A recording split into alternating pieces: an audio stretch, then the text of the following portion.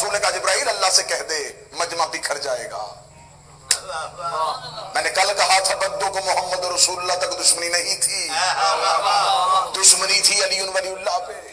میرے اللہ مجمع چلا جائے گا, لوگ بکھر جائیں گے, یہ اسلام چھوڑ جائیں گے.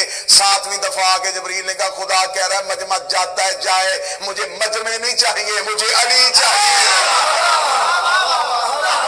مجھے بندوں کا رش نہیں چاہیے, مجھے اکثریت نہیں چاہیے. کیا کہنے اکثریت کو لے کے میں کیا کروں گا, مجھے اکثریت نہیں چاہیے, مجھے علی ولی اللہ کا پیغام چاہیے. پہنچا علی کی ولایت.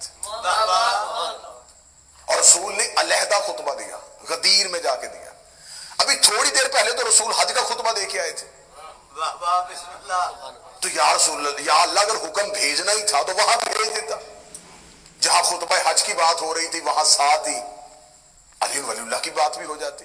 علیحدہ سے انتظام کرنے کی کیا ضرورت تھی؟ لیکن خدا بھی انسانوں کے مزاج جانتا تھا.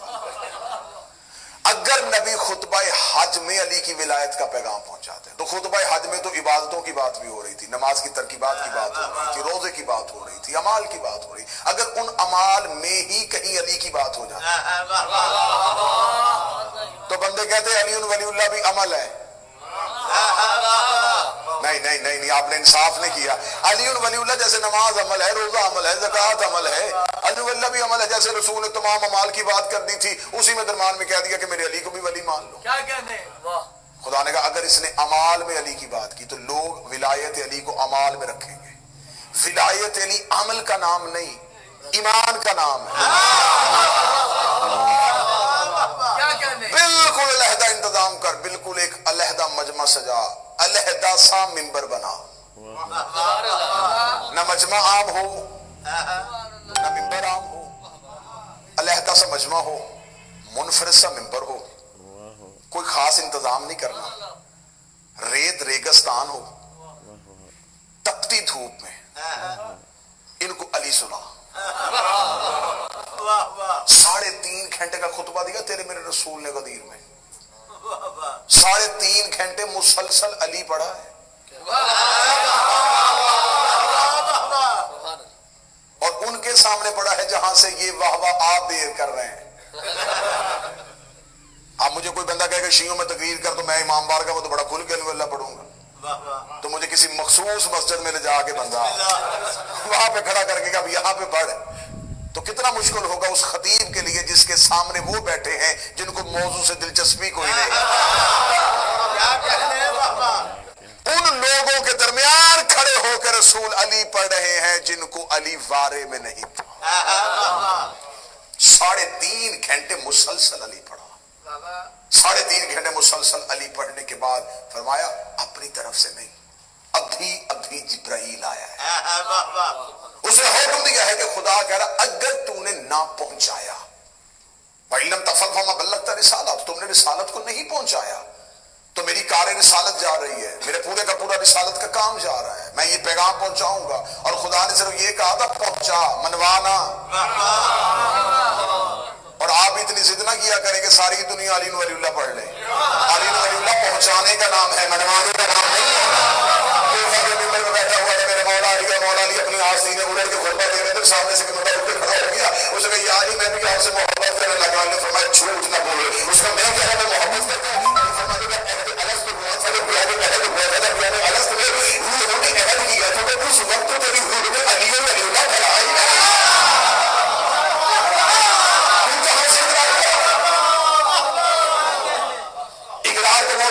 جنہوں نے وہاں یوم الست علی ولی اللہ تیری روح تھی نہیں.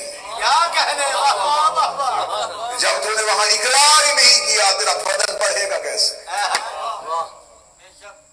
اور رسالت امام نے کہا تھا ولایت علی کی گواہی کے لیے نسب شریف ہونا چاہیے, لہو پاک ہونا چاہیے. بڑی صفت ہوتی ہے لہو میں. اس لیے تو بار بار رسول ساری زندگی صحابہ سے کہتے رہے علی میرا خون ہے, علی میرا خون ہے, علی میرا خون ہے, علی میرا خون ہے. اور خون کی کتنی صفت مجھے پھر ایسے موضوع کھلتے چلے سامنے جا رہے. میرے امام صادق گھر سے نکل رہے تھے, دشمن آل محمد کا اللہم صلی علی محمد و آل محمد. اور آپ کو پتا ہے کہ میرے اس مولا کے دور میں بہت لوگوں نے جھوٹے امامت کے دعوے کیے تھے, تو میں نام نہیں لینا چاہتا, بس میں اتنا ہی اشارہ کر دوں گا کہ ادھر سے امام نکل رہے تھے, ادھر سے کوئی اور امام آ رہا تھا. ادھر سے امام صادق نکل رہے تھے, سامنے سے کوئی اور امام آ رہا تھا. امام صادق کس شان کے ساتھ نکل رہے تھے, کتابیں کہتی ہے سر پہ ابو طالب والا امامہ تھا, کانٹے پہ ہاشم والی چادر تھی, یوں عصائے موسیٰ کو ہاتھوں پہ لیے ہوئے یوں امام جعفر صادق بازار میں آئے. اب اس نے امام کو دیکھا, امام کا استقبال بھی کرنا تھا, امام کا احترام بھی کرنا تھا, لیکن اگر امام کو جھکتا ہوا لوگ دیکھ لیتے تو وہ کل کو اسے کہتے تو کیسا امام ہے, تو شیعوں کے امام کو جھک جھک کے مل رہا تھا. اب اس نے اپنی عزت بھی بچانی تھی اور امام کا استقبال بھی کرنا تھا. امام کے سامنے گیا اور یوں دائیں بائیں دے کے امام کے ہاتھوں پہ بوسہ دینے لگا. امام نے فرمایا کیا کرنے لگا ہے؟ کہنے لگا نہیں آپ کے ہاتھ نہیں, آپ کے ہاتھ میں وہ انگوٹھی ہے جو نبی کے ہاتھ میں ہوتی تھی, میں انگشتری چوم رہا ہوں. امام نے ہاتھ پیچھے کر کے کہا, انگشتری کا اشارہ کر کے کہا, امام نے کہا انگشتری کا حیا کرتا ہے, میں محمد کا خون ہوں. انگشتری کا حیا کرتا ہے.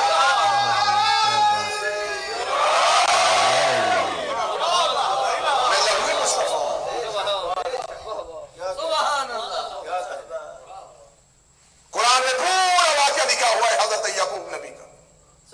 بھائیوں نے یوسف کو کنویں میں پھینکا اور آ کے کہا بابا جان یوسف کو بھیڑیا کھا گیا. علم غیب تھا نبی کے پاس, جانتے تھے کہ کسی بھیڑیے نے نہیں کھایا, پھر بھی کہا آؤ صحرا میں بھیڑیوں سے پوچھتا ہوں. یہ پوری قرآن میں کہانی لکھی ہے. یعقوب نبی صحرا میں لے کے آ گیا بیٹوں کو, صحرا کے بھیڑیوں کو بلایا, بھیڑیوں کو بلا کے کہنے لگا میں نے سنا ہے کہ تم نے میرے بیٹے یوسف کو کھایا ہے. بھیڑیوں میں سے ایک سردار بولا, اس نے کہا اے اللہ کا نبی آپ جانتے ہیں ہم پہ نبیوں اور نبیوں کی اولادوں کا گوشت اور خون حرام ہے. ہم درندے ضرور ہیں لیکن ہم نبی کی اولاد کے دشمن نہیں ہیں. کیا کہنے, بھیڑیا بھی نبی کی اولاد کا حیا کرتا ہے. کیا کہنے, ہم پہ نبیوں کی اولادوں کا خون اور گوشت حرام ہے. خون کی یہ عزت ہوتی ہے کہ خون نسب بھی بتاتا ہے, حسب بھی بتاتا ہے, کردار بھی بتاتا ہے.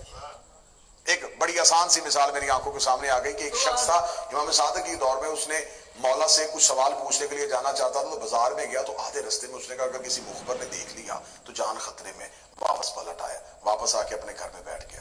رات کی تاریکی, دروازے پہ دستک ہوئی, اس نے جا کے دروازہ کھولا تو خود امام صادق کھڑے تھے. اس نے امام صادق کو دروازے پہ کھڑے دیکھا, سے کہا مولا میں دن میں آپ کو ملنے کے لیے نکلا تھا. فرمایا میں جانتا ہوں, تو خوف سے واپس آ گیا تھا. جی مولا, تو مولا آپ کو پتا ہے کہ میں کیا پوچھنا چاہتا ہوں؟ امام کا جملہ سننا اور غیبت کے دور میں اسے عقیدہ بنا لینا. امام مسکرا کے فرماتے ہیں تمہیں ہم سے ملنے پر پابندی ہے, ہمیں تم سے ملنے پر کوئی پابندی نہیں. تم مجبور ہو سکتے ہو, ہم مجبور نہیں ہو سکتے. اس نے کہا مولا تو آپ میرے دروازے پہ آئے. مولا نے فرمایا تجھے بتانے کے لیے آیا ہوں, تو جا رہا تھا کسی دوسرے امام کی طرف, آدھے رستے سے واپس پلٹا تھا. ہاں مولا میں پلٹ آیا تھا, جانے لگا تھا ادھر پوچھنے کے لیے. تو امام نے کہا کیوں نہیں گیا وہاں پہ؟ یہ جواب اور یہ آج کی شیعت کا عقیدہ ہونا چاہیے. اس کا مولا میں اس لیے نہیں گیا کہ اگر وہاں پر پہلے 99 لوگ بیٹھے ہوتے, میرے جانے سے وہ سو ہو جاتے, تو میرے ذہن نے گوارا نہیں کیا کہ میری وجہ سے تیرے دشمنوں میں اضافہ ہو, میری وجہ سے تیرے دشمنوں کی تعداد میں اضافہ ہو جائے. امام نے کہا یہی تیرا عقیدہ مجھے تیرے گھر لے کے آیا کہ تو امام پہ اتنا یقین محکم رکھتا ہے کہ تو تیرے دل میں ہماری دشمنی نہیں, لیکن تو اس محفل میں بھی نہیں جا رہا کہ کہیں ان کی تعداد میں اضافہ نہ ہو جائے. کئی بار بڑی بڑی محفلیں اس لیے بھی چھوڑنی پڑ جاتی ہیں کہ دشمنوں کی تعداد میں اضافہ نہ ہو جائے. بعض اوقات لوگ کہتے ہیں جی ہمارا عقیدہ اپنی جگہ, ہم تو ویسے گئے تھے. کیا کہنے جی ہو کتنی بڑی نصیحت ہے. مولا نے فرمایا کہ تو صرف اس لیے نہیں گیا کہ دشمنوں کی تعداد میں اضافہ نہ ہو جائے. بابا کیا اضافہ نہ ہو جائے. کیا کہنے تیرے اندر ہماری چھپی ہوئی محبت ہے. کوئی وہاں بیٹھ کے گن رہا ہوگا تو کہیں یہ نہ کہے کہ امام کے دشمن اتنے ہو گئے. اسے تیرا دل تو نہیں پڑا, اسے تیرا اندر تو نہیں دیکھا. تو کہیں دشمنوں کی تعداد میں اضافے کا, دشمنوں میں اضافے کا نہیں, تعداد میں اضافے کا باعث بھی نہ بننا. کیا کہنے مولا فرمایا تیری اسی عقیدے نے مجھے تیرے گھر لے کے آئے. تو اس نے کہا مولا میں جا رہا تھا, اس امام کی طرف آتے رستے سے واپس کیوں آ گیا؟ فرمایا ہم تمہیں بتاتے ہیں, تمہاری ماں ایک دفعہ گھر سے نکلی تھی کسی گناہ کے ارادے سے, جتنے قدم تو چل کے واپس پلٹا ہے اتنے قدم سے وہ بھی واپس آ گئی تھی. اگر وہ بھی خیانت کرتی تو بھی ادھر چلا جاتا. وہ بھی پلٹ آئی تھی, بابا تو بھی پلٹ آیا. لہذا اس پلٹنے کی وجہ سے تجھے حق کے امام کا رستہ مل گیا. امام نے کہا تربیت اچھی ہو تو حق کے امام کی پہچان ہو جاتی ہے, خون اچھا ہو تو حق کے امام کی پہچان ہو جاتی ہے. لیکن دکھ یہی رلا گیا, جن کو پہچاننا چاہیے تھا انہیں بازاروں میں کھڑا کر دیا.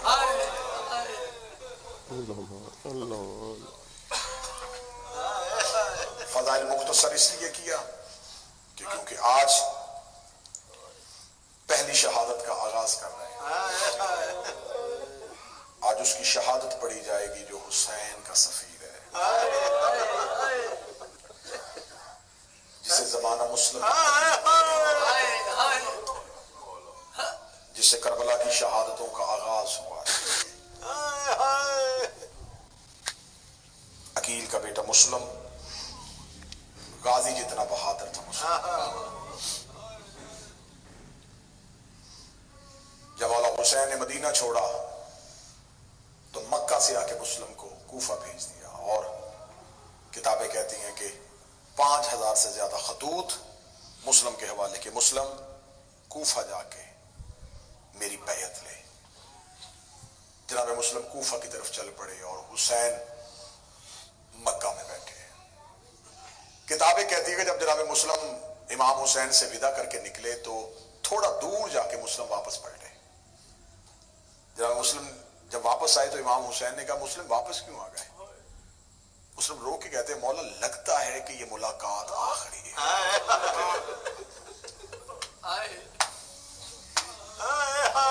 اب جن کے گھر میں بیٹیاں ہیں وہ یقیناً ہائے کہیں گے. مولا حسین نے کہا کہ مسلم تمہیں کیسے پتا چلا کہ ملاقات آخری ہے؟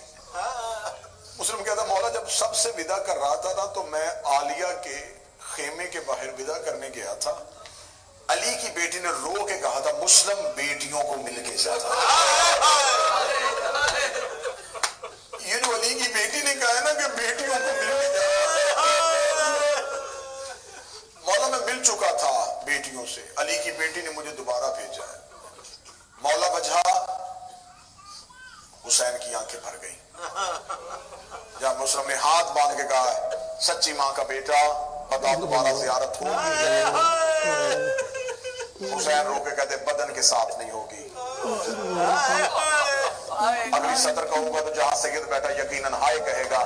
حسین کہتے مسلم اس سوچ کے ساتھ جانا اب بدن کو نہیں دیکھے گا, سر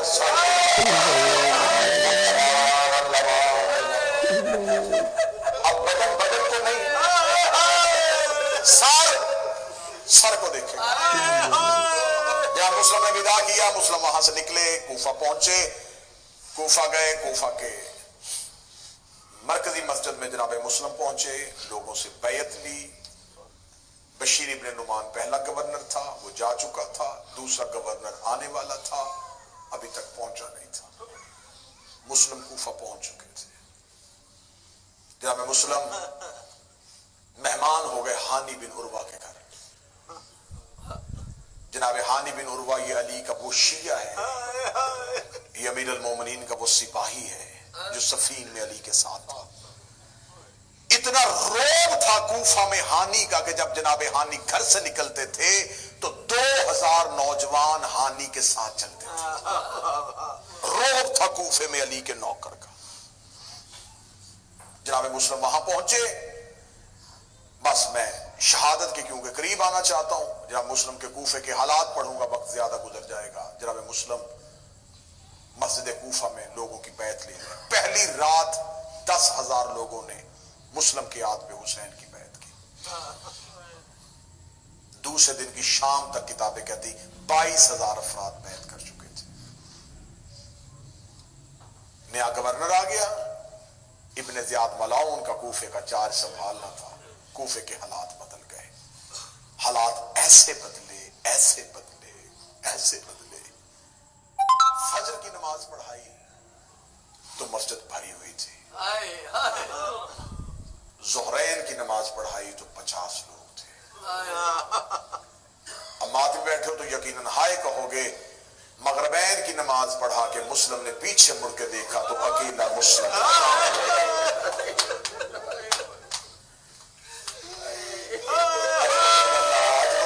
علی کی بیٹی ہائے قبول کرے، رونا قبول کرے، پرسہ قبول کرے. مسلم وہاں سے اٹھے، سادات و غیر سادات سے معافی مانگ کے مسلم مسجد سے باہر نکلے. کوفہ کی گلیوں میں سناٹا، کوفہ کی گلیوں میں خاموشی.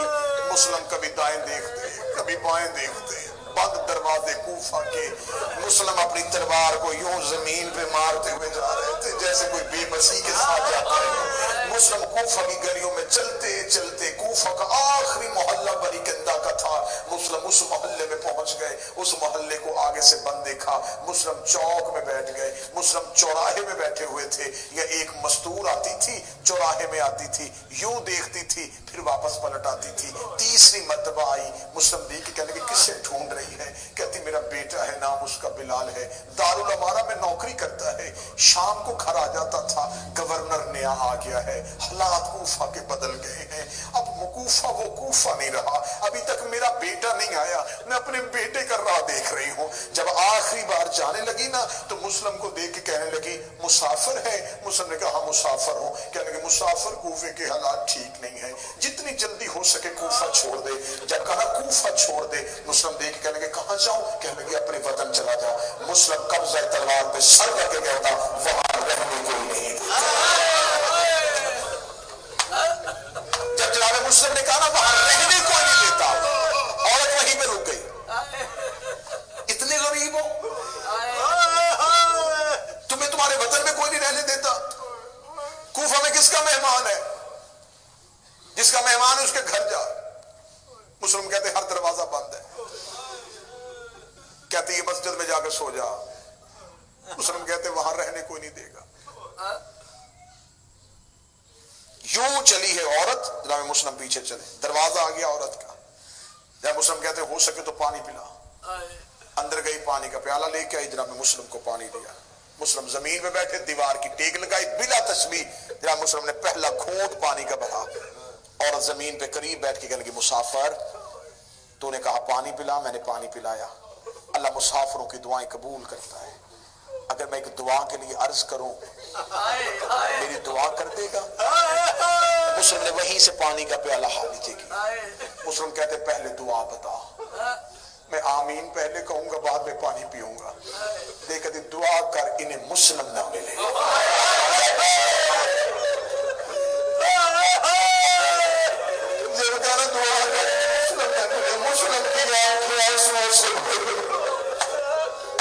مسلم کی بات ہے، کس مسلم کی بات کر رہی ہے؟ کہتی عقیل کا بیٹا حسین کی بیعت لینے کے لیے آیا ہے. مجھے میرا بیٹا روزانہ آگے حالات بتاتا ہے. وہ بتا رہا ہے کوفے والے پھر گئے ہیں. نیا گورنر اس کے سپاہی مسلم کو ڈھونڈ رہے ہیں. دعا کرنے مسلم نہ ملے. جب مسلم نے پانی کا پیالہ وہیں رکھا. مسلم کہتے دعا وہ کر جو قبول ہونی. یہ کہہ کے جناب مسلم نے اپنی تلوار اٹھائی، نیام میں رکھی. جناب مسلم جاتے ہوئے کہنے لگے اچھا زہرا تیرا مقدر. جب کہا فاطمہ تیرا مقدر، دوڑ گیا قدموں پہ ہاتھ رکھے. کہا کس فاطمہ کا نام لیا؟ کہا مدینے والی فاطمہ. جانتے ہیں کیسے؟ جیسے میں جانتا ہوں کوئی نہیں جانتا. قدموں پہ چادر رکھ. کہیں سچ بتا، کہیں مسلم ڈھونڈ تو نہیں جس کا گھر بھی کوئی. جہاں مسلم کی آواز ہے ہاں میں مسلم. مقدمہ سن لینا اتنا رو گے शहजादा मुस्लिम चाहता है, मुकदमा सुन लेना। फरमाया हाँ वही मुस्लिम मैं हूँ। कदमों में गिर गई, मौला माफ कर दे, मौला मुझे नहीं पता था, ज़हरा का बेटा मेरे दरवाजे पे बैठा है, मौला क़यामत वाले रसूल से मेरी शिकायत न कर, अकील का बेटा मेरे घर को इज्जत बख्श।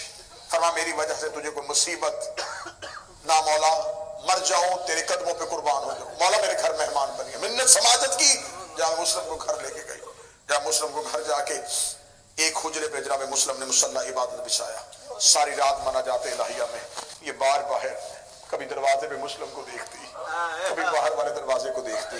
आधी रात को बेटा घर आया, अम्मा हमारे घर में कौन मेहमान है, रोकती सारी जिंदगी जो दुआएं करती रही वो हसरत पूरी हो गई, नबी का बेटा घर आ गया है, अकील का बेटा मुस्लिम हमारा मेहमान है। इस मलाउन ने जाके अपने चचाजाद अशस के बेटे मोहम्मद को जाके खबर दी, उसने दरबार में जाके खबर दे दी। दरबार से 200 सिपाहियों का दस्ता तलवारें निकाल के कबीला बनी कंदा के मोहल्ले में आया, इन्होंने तलवारें निकाली, तलवारों का शोर मुस्लिम ने हुजरे में सुना, इधर से घोड़ों के टापों की आवाज आई, मुस्लिम ने मुसल्ले के नीचे से तलवार खींची, मुस्लिम अल्लाह अकबर कह के उठा, मोमना हाथ फैला के खड़ी हो गई, रो के कहती मिन्नत मानी है, मेरे घर मेहमान बना है, तुझे ज़हरा का वास्ता बाहर न जाना, दुश्मन ज्यादा है तू अकेला है, दुश्मन ज्यादा है तू तन्हा है। इतना कहना था जनाब मुस्लिम की आवाज है, मिन्नत की मैं तेरे घर मेहमान बन गया, लेकिन मेरा रास्ता न ढूंढना, लेकिन मौला तो मेरे घर में महफूज नहीं है।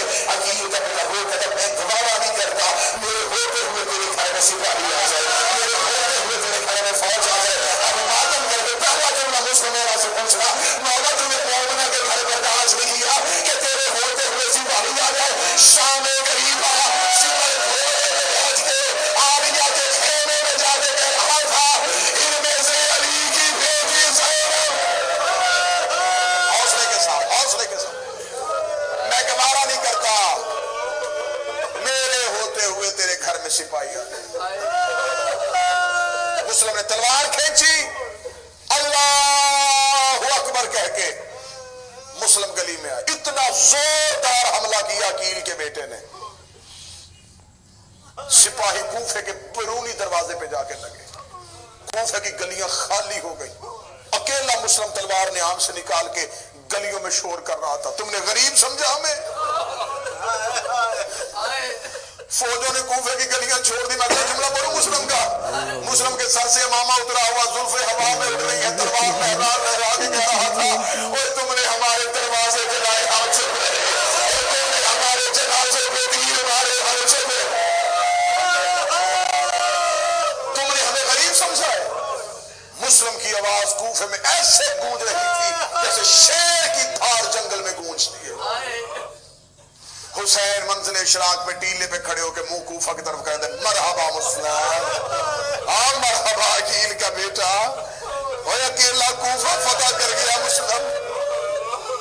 कूफे की गलियों में मुस्लिम का यहू का आलम, खबर दरबार पहुंची, इसने 500 का दस्ता और भेजा, 500 का दस्ता कूफे की गलियों में मुस्लिम को घेर रहा है। उन्होंने कहा नहीं, मुस्लिम ऐसे नहीं मारा जाएगा।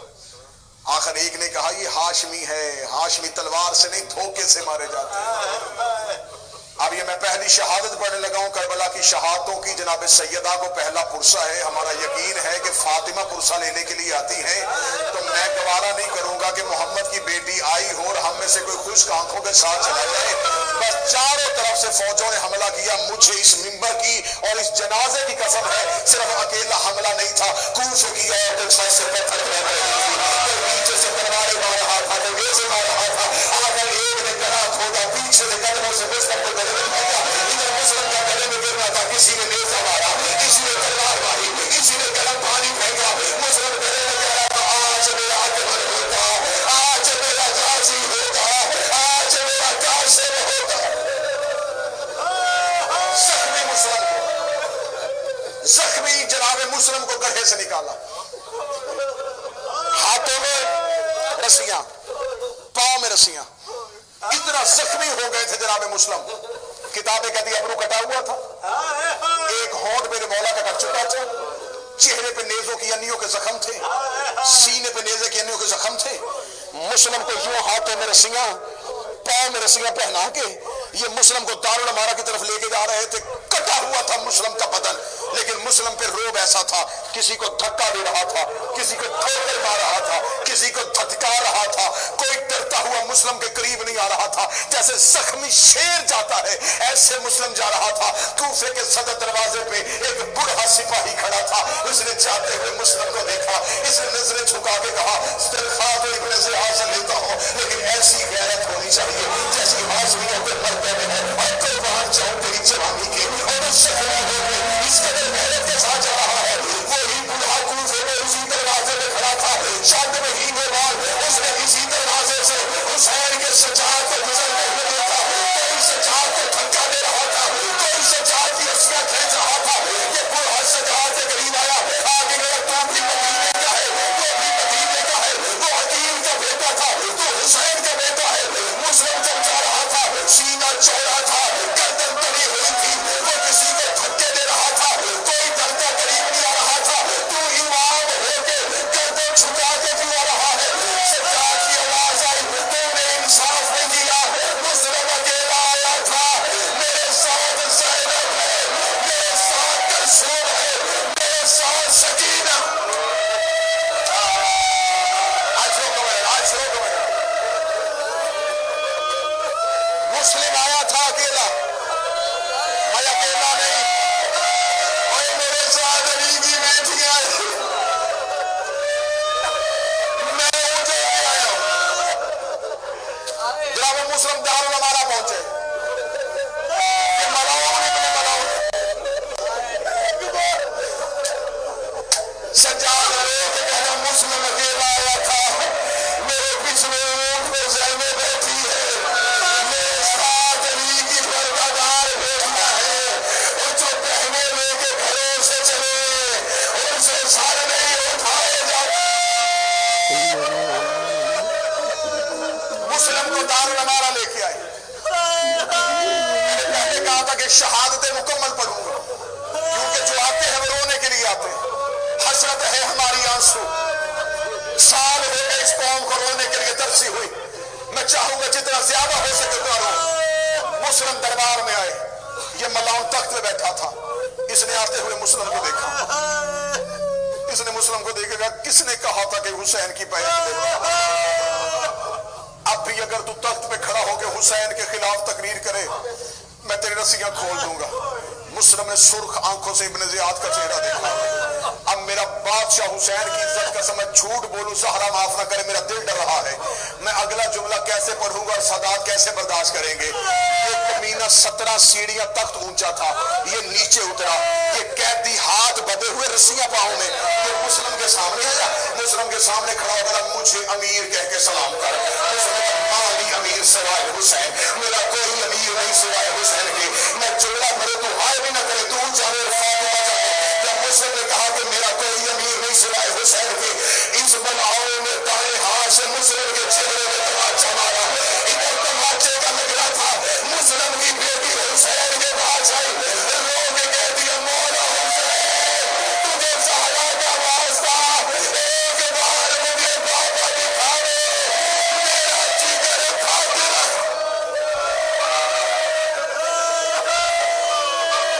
इधर जनाब मुस्लिम के चेहरे में तमाचा लगा, हुसैन के सर से अमामा गिर गया। हुसैन ने कहते, मुस्लिम तूने दुश्मन के दरबार में मुझे अमीर कहा है, मैं हुसैन ज़हरा का गरीब बेटा जंगलों में वादा करता हूँ, क़यामत तक दुनिया मुझे गरीब हुसैन कहेगी, तुझे अमीर मुस्लिम कहेगी। दारुल अमारा की छत में लेके आए हुसैन के सफीर को, हाथों में रस्सियां, पाँव में रस्सियां, जलाद करीब नंगी तलवार लेके खड़ा था। 3 वसीयतें की हैं किताबें कहती हैं जनाब मुस्लिम ने। पहले कूफा का कुछ कर्ज है मेरे सर पे, मेरी तलवार बेच के मेरा कर्जा उतारना। दूसरी वसीयत, मेरी लाश दफना देना। तीसरी वसीयत, जनाब मुस्लिम ने कहा मुझे पानी पिलाओ। पहली वसीयत जब मैंने किताब से पढ़ी, सदात वगैरह सदात, बावजूद मुझे समझ में आई। मैंने दूसरी वसीयत पढ़ी, मुझे समझ में आई। तीसरी वसीयत मेरी समझ में नहीं आती थी कि मुस्लिम ने तीसरी वसीयत जो पानी मांगा और पिया भी नहीं, तो मांगा क्यों था? फिर एक आलम दीन की किताब पढ़ी थी तो मुस्लिम की वसीयत समझ में आई थी। اور آنکھیں برس پڑی تھی، تم بھی رو گے۔ پانی کا پیالہ مسلم کو دیا گیا۔ میں نے پہلے پڑھا ہے کہ میرے بادشاہ مسلم کا ہونٹ کر چکا تھا، پانی کا پیالہ قریب کیا، منہ کا لہو پانی کے پیالے میں گیا، مسلم نے پانی پیا نہیں۔ جب مسلم کا منہ کا لہو پانی کے پیالے میں چلا گیا، مسلم نے ایک دفعہ خون سے بھرا پیالہ دیکھا، مسلم نے وہی پانی کا پیالہ کوفے کی باہر والی دیوار پہ مارا، مسلم نے پانی گرا دیا۔ لوگوں کو پتہ نہیں چلا کہ مسلم نے کیوں گرایا ہے۔ مہینے بعد یہی سے سیدادیوں کا داخلہ ہوا، جب اسی لہو کے چھیننے کے قریب سے مسلم کی بیٹیاں گزری، لوگ کہتے ہیں بولے سے جان ہمیں بابے کے لہو کی خوشبو آ رہی ہے۔ آواز آئی میرے سامنے دیوار دیکھو، تمہارے بابا کے لہو کے چھیننے۔ حوصلے کے ساتھ ہاتھوں میں رسیاں، پاؤں میں رسیاں، جلاد کی ننگی تلوار، جلاد نے تلوار کھینچی، 3 بار اس نے اپنے ہاتھ سے مسلم کا سر نیچے کیا، مسلم سر پھر اٹھا لیتے، یہ پھر سر نیچے، تنی ہوئی گردن تھی مسلم کی، جب سر تن سے جدا ہوا، جھکی ہوئی گردن نہیں تھی، تنی ہوئی گردن تھی۔ ادھر مسلم کے یہاں تلوار پہنچی، حسین نے ریت اٹھائی، حسین نے یوں اپنے ہاتھوں کو پھیلایا، میرے اللہ میری پہلی قربانی۔ حسین نے اتنی اونچی چیخ ماری، عباس گھوڑے کی زین سے گرا، عباس دوڑے حسین کی طرف، مولا کیا ہوا؟ اب میں جملہ پڑھوں جو بھائی بیٹھے ہو، حسین کی آواز ہے غازی مجھے سینے سے لگا، عباس میں غریب ہو گیا، جب گلا عباس میں غریب ہو گیا، جن کے گھروں میں غازی کا علم ہے، عباس قریب آئے، رو کے کہتے مولا مجھے صرف اتنا بتا ہوا کیا ہے؟ حسین رو کہتے نہیں غازی، عباس تجھ سے صبر نہیں ہوگا، عباس رو کہتا مولا مجھ سے صبر نہیں ہوگا، مولا میں صبر نہیں کروں گا۔ 19 رمضان میرے بابے کے سر میں ضرب لگی، میں منت کر کے کہتا رہا میری تلوار دے دے، تو نے کہا بس عباس صبر، مولا میں چپ کر گیا۔ 28 سفر میرے مرے کے جنازے پہ تیر لگتے رہے، میں رو کے کہتا رہا میری تلوار دے دے، تو نے کہا غازی صبر، میں چپ کر گیا۔ 26 رجب میرے سر کا نام لیا گیا، میں منت کر کے کہتا رہا میری تلوار دے دے، تو نے کہا غازی حوصلہ، میں چپ کر گیا۔ 28 رجب کو حسین نے پہلی بار اونٹ میں بیٹھی، میں نے کہا علی کی بیٹیاں لے کے نہ جا، تو نے کہا عباس صبر، میں چپ کر گیا۔ مولا مجھے بتا میں نے کتنے صبر کرنے ہیں؟ حسین رو کے غازی بن سامن نے رو کے بکیے والی سہارا سامنے، حسین کی آواز میری انگلیوں کے درمیان تھی، عباس نے کمر پہ ہاتھ رکھے، رو کے کہنے کا مولا کوئی غریب مسافر ہے، اس کے ابرو کٹے ہوئے ہیں، اس کی گردن کے اوپر جلاد کی تلوار ہے۔ حسین نے عباس کا چہرہ دیکھا، آواز غور سے پہچان یہ کون ہے؟ عباس نے تلوار زمین میں پھینکی، حسین کے گلے پہ ہاتھ رکھے، رو کے کہا ہے مولا کہیں میری رقیہ دے رہی ہے، آواز پہچان یہ میرا مسلم ہے، مسلم کا نام آنا تھا، آواز میں نے بکیے والی فاطمہ زامن دی ہے، نہیں چلتا لیکن تجھے اسی سہارا تبازتا، ایک بار شریف کی تلاوت ہے، مجھے کوفے پہنچا، حسین رو کے گلے میں گیا، رو کے گلے جنازہ کون اٹھائے گا، جنازہ کون اٹھائے گا؟ حسین کی آواز ہے یا مجھے شمیر بدے، عباس کی آواز ہے یا ہزارے، ایک کالے مرغے والی میرے کوفے کی گلیوں میں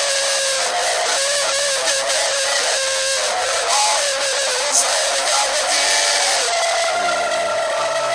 حوصلہ حوصلہ، سینے پہ ہاتھ مارنے کا حسین کے، آج پہلی شہادت ہے۔